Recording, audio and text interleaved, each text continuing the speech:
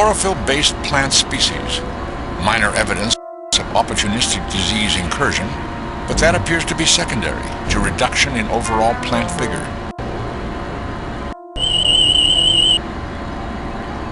This 40-liter capacity metal keg is constructed of steel with non-reactive alloy lining.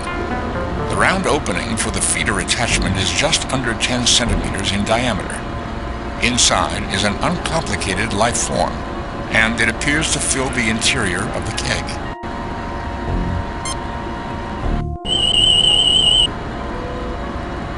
A little recalibration.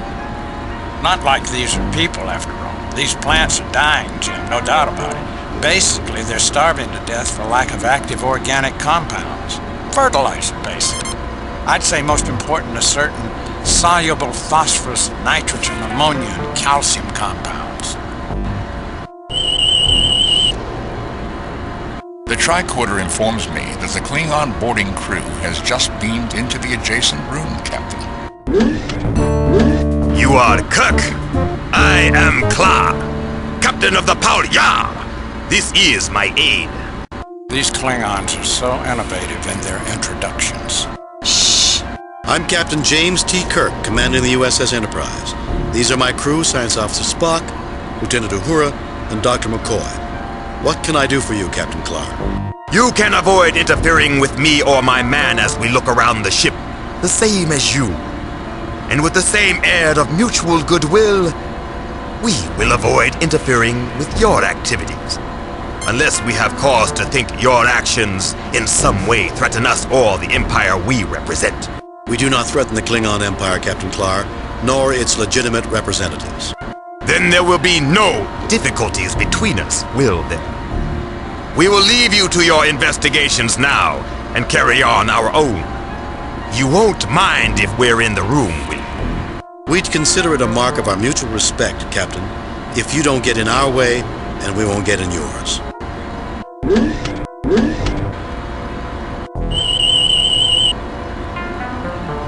That keg is steel and alloy, but inside is something unusual. That greenish mold around the lip appears to be a wild growth. Can't compete against more complex plant life in an open ecosystem.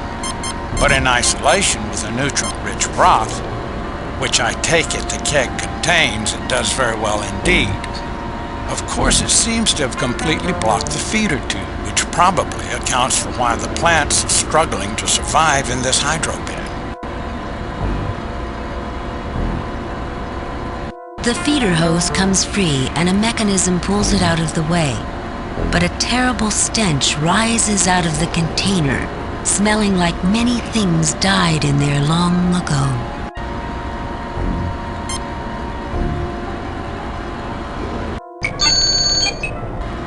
The nutrient broth in this container has become contaminated. It should be disinfected before the container can be reused.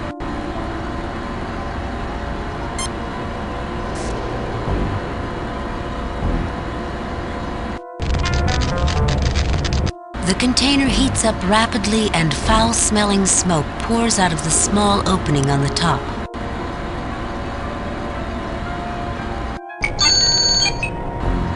This container must be refilled with nutrient broth before it is replaced for use.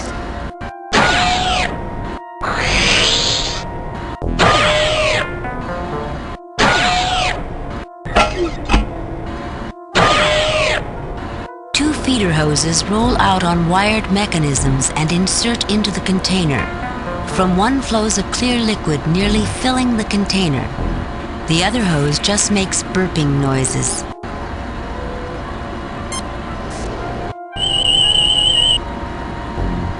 No life form registration, Captain. The keg has only inert chemicals inside, none of which would sustain life, at least not in their present form.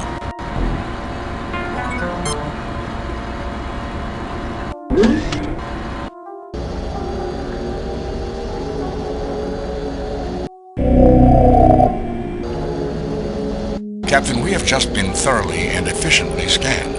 Please identify yourself. You haven't been in to see me before, have you? I'm Captain James T. Kirk, commanding the USS Enterprise. These others are my crew. Science Officer Spock, Lieutenant Uhura, and Dr. McCoy. Who are you? We are the Fays. Did not your parents speak of me? Captain, note that it identifies itself only erratically in the singular I, and a blend of voices typifies its communication. Are you suggesting it is a hive mind, Mr. Spock? Or is the voice synthesizer simply programmed for a harmonic chord of voices? Inconclusive. It may also be that an array of otherwise independent machines have been linked to provide the requisite computing power, although that is an antique and unsophisticated method of achieving this level of intelligence, at odds with the overall level of sophistication and evidence. I suggest we pay close attention to both its actions and its words. Fays, why would our parents have spoken of you? I am here to care for all of you, Kirk. It is easier for me to care for you when you are younger, but sometimes one's parents are forgetful. We understand. I will care for you now. You will feel better after you eat. Great. A food-fixating mothering computer. It could in fact be very much that. Fays, you're about to land on a planet inhabited by sentients in the middle of a settlement. If you are in control of this vessel, you must stop. You must not land there. You will feel better after you eat, dear. Run along now. I'm very busy.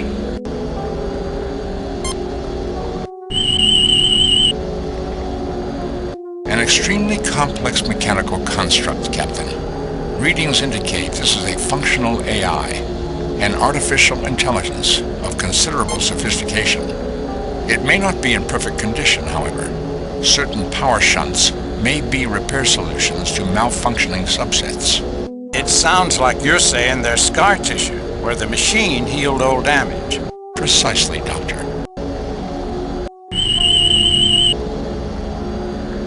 This machinery appears to have been a read-only computer terminal. The configuration and construction is unique, to say the least, from what I can make out.